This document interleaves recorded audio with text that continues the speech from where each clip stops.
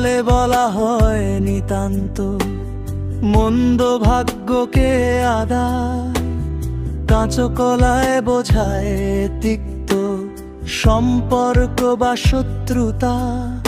ইঁদুর কপালে অর্থ অত্যন্ত মন্দ ভাগ্য, ইতর বিশেষ মানে ভেদাভেদ বা পার্থক্য।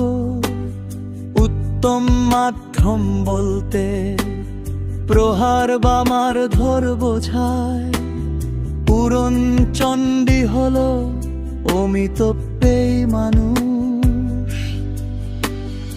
একাদশে বৃহস্পতি মানে পরম সৌভাগ্য, এলাহি কাণ্ড বোঝায় বিরাট আয়োজন।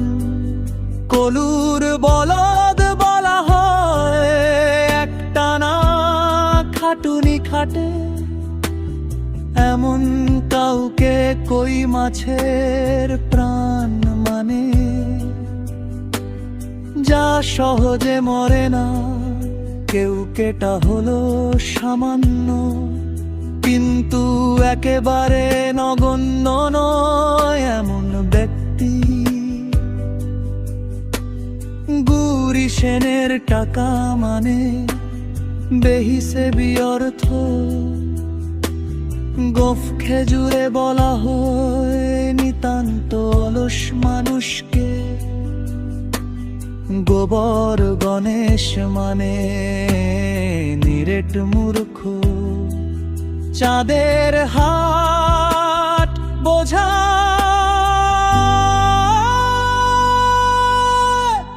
গুণীজনের সমাবেশ বা আনন্দের মেলা।